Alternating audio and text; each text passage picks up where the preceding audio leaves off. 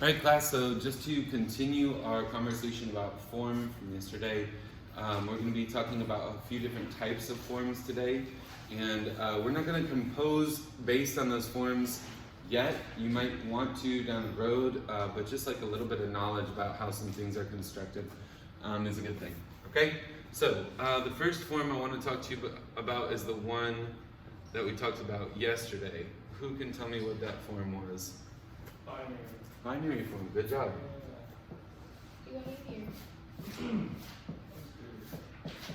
All right, binary form is constructed A, B, okay?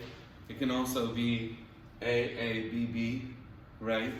Or in special cases, we talked yesterday about something called rounded binary.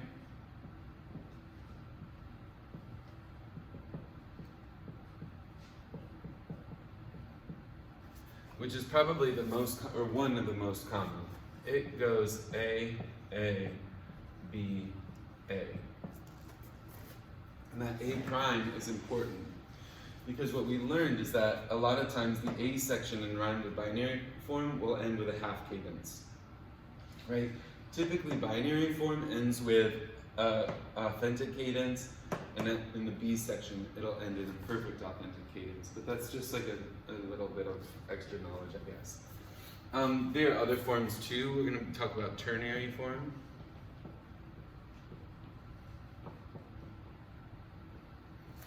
And ternary, meaning three, right? A, B, A, typically.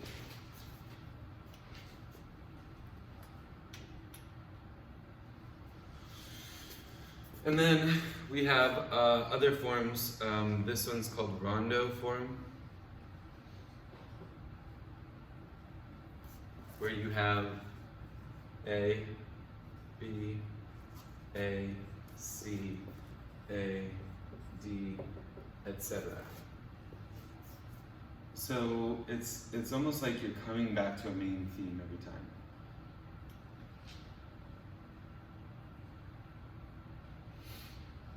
I would say these are some of the most common forms. And we can compose on those real quick. Let's just decide together a 4-chord A progression. What do we want our A progression to be today? Give me 4 chords.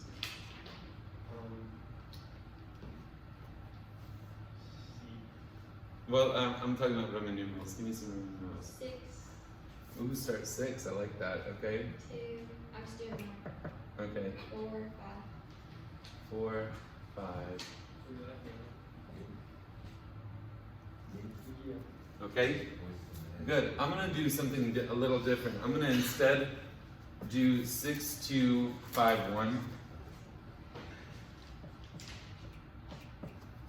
And that way we can plug it into more of these forms. Instead, Caden, that one's really, because of the half cadence at the end, focused on round and binary. So I want to make it a little bit more applicable. Sorry, but I explained why, and I think you understand why. Okay, so no offense. Ooh, almost just sprayed it off this thing. Okay, so let's do this in the key of G major. Okay, so here's my key of G major. So our progression is, what did we say, 6, 2, 5.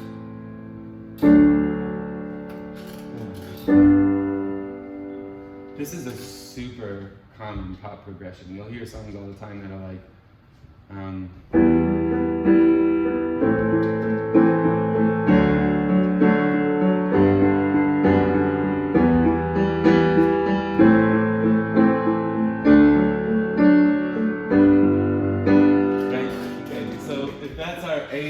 thank you.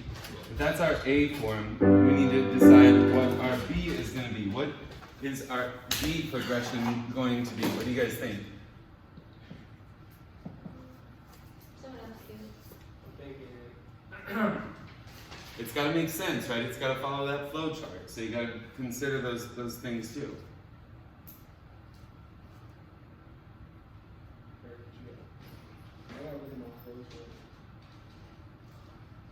Who's got something? What do you think? Alright. We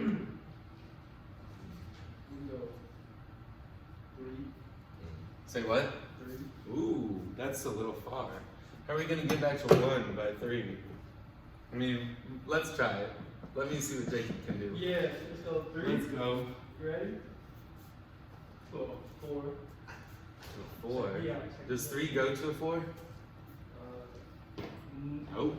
Alright, restart. You can go to a 4. Let's go 6 Okay. to a 4 To a 4. Okay. to a 7 Ooh, 7 diminished. back to a 1. Back to a 1.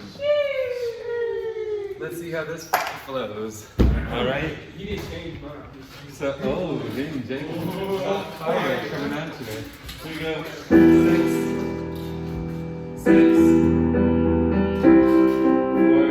7 diminished.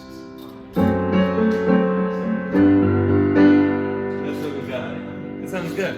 Yeah. Okay. Let me try to play it good. Let me try to play it good. Real good.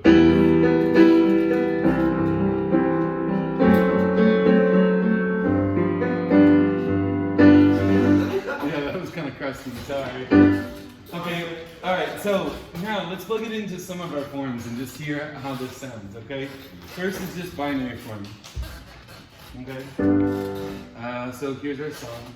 A.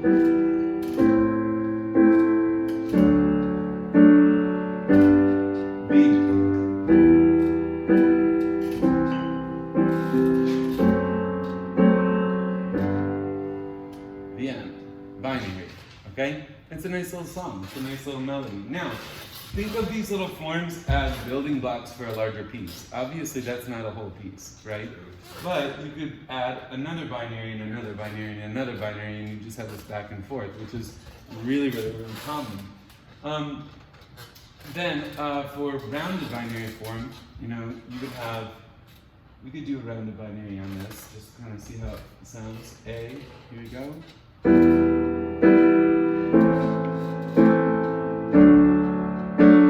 And then A again.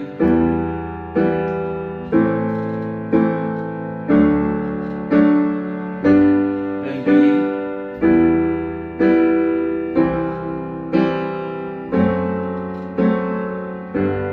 Back to A.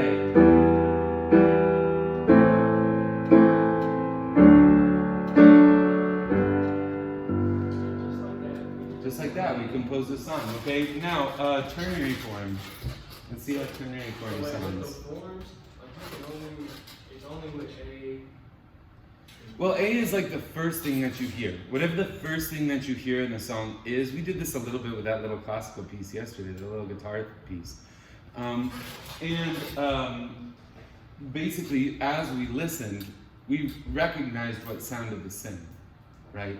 So that's really what it is. It's you just kind of pulling those things that sound familiar out again and calling it A, right? So basically, it's like the first idea, the second idea, the third idea would be C, the fourth idea would be D, etc. Oh, so those are not like Those are not what?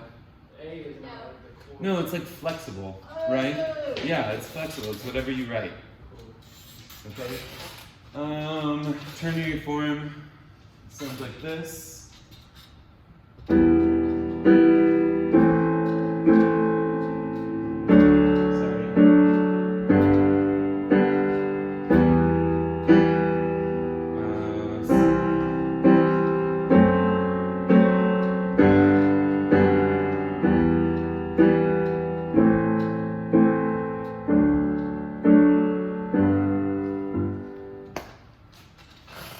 Roundup form, we'd have to come up with some other chord progressions. So why don't we do that? What do we want for our C chord progression? I want it to start on a 5. 5 what? 5, no, say it again. 5 what? No, we're gonna start on a 5, but we can go to 6. That would sound good. Wait, you can do that? Yes, sir. Deceptive cadence idea, right? Mm. 5 can go to 6, and then deceptive quality, and then deceptive move. Oh, you can like sub a one chord to Mhm. 6. Correct. So could you go 5, 6, and then 4 to 1? Yes. Okay, cool. That's good. I'm ready for this. I'm telling you. 4, 1. Okay. In our D, what do we want for our D progression?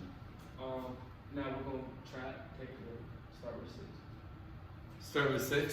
Let's do it. Then what? And then let's go 6 to 2. And then to 7. Can you go back to 6 or you want to do it? Yes, because that's a deceptive move. Let's try that. Let's go, yeah. Ooh, that's gonna be weird. Let's see how these sound. Okay. So we have 5. Oops, so sorry. And then 6. And then 4. And 1.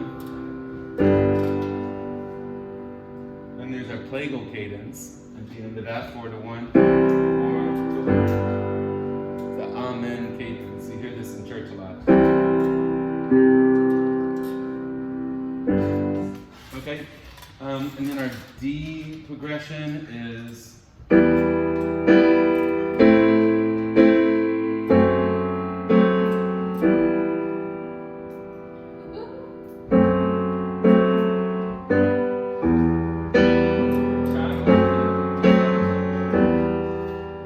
it's very deceptive. Could you do it like that? So say like if you're playing the D progression, so you play it ending with the 6, and then when you play it again, you end it with a 1. Yes.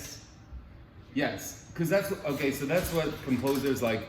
You're not these composers yet, but like Beethoven and Mozart and Bach, they all played with people's like expectations, right? And that's really where that idea of deception comes in, right? There's also a cadence that we'll talk about when we're talking more about minor keys, called a Picardy third cadence, which basically, I'll just teach it to you now. If you're in minor,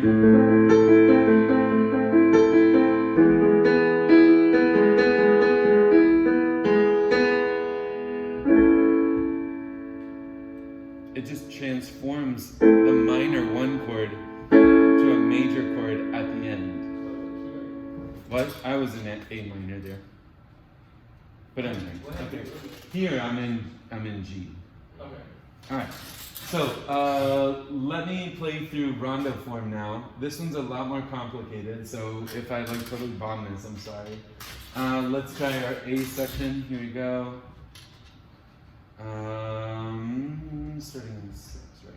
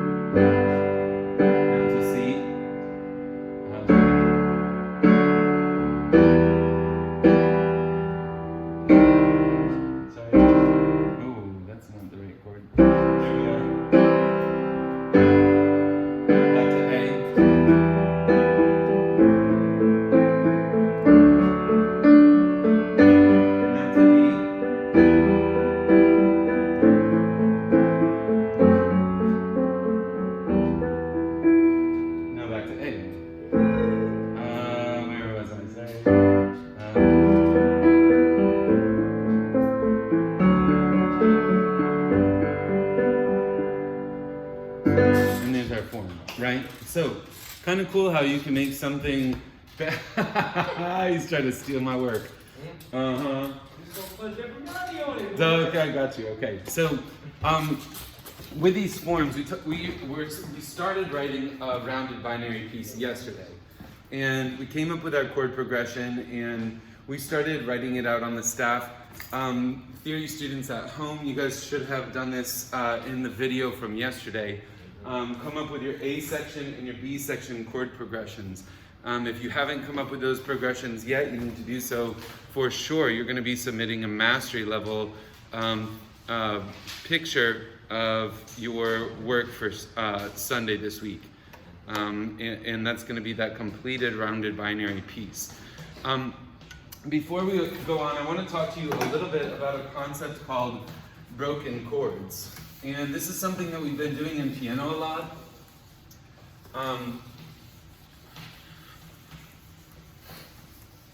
And I think it has really great application for what we do for our composition, right?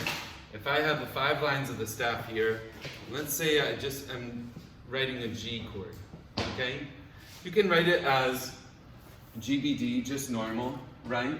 You can also break it up, right? What I was doing at the end there was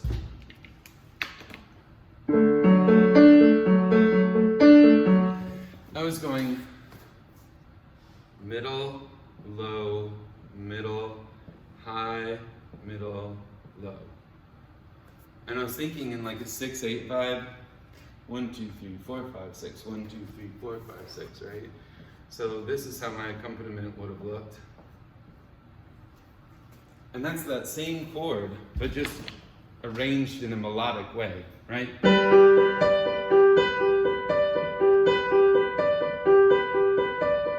Right? Say it again.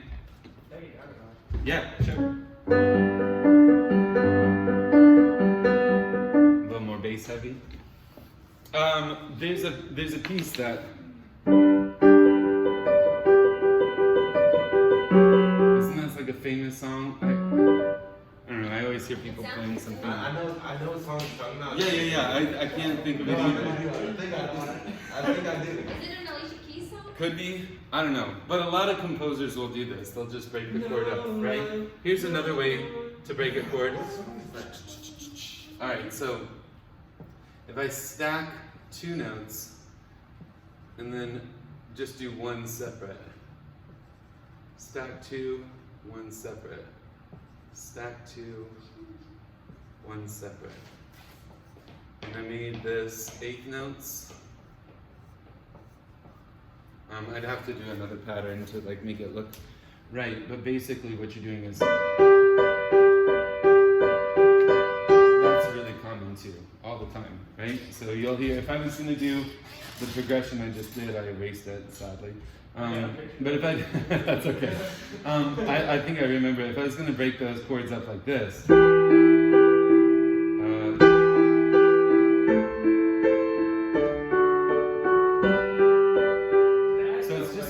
it's just a little different, right?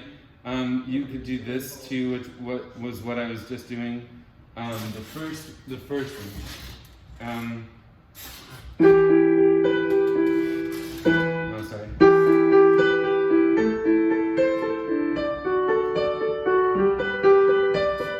So it's really whatever you want to do to break those up, and there's lots of different patterns that you can come up with, right? But when you're composing, you don't just want chords. Maybe you do chords in the introduction. This is very common. If you just do chords in the introduction, oh, sorry. Oh, man.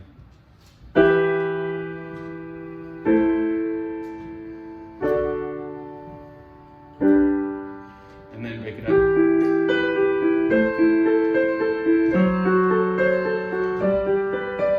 Then you have a little bit more of a drive, right? You introduce the A theme before you come into the A section, okay?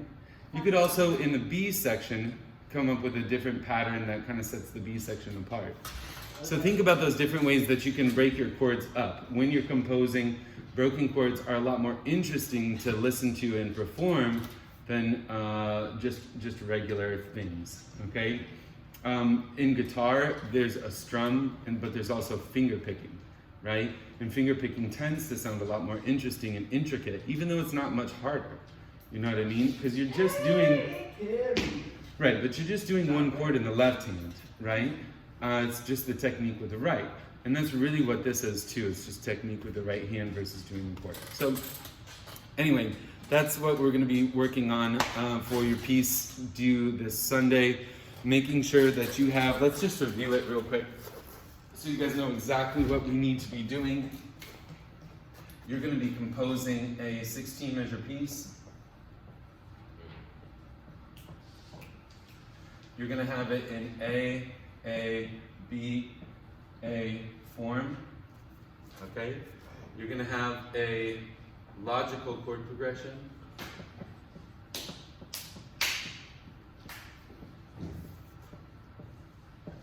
And you're going to use broken chords in the treble clef.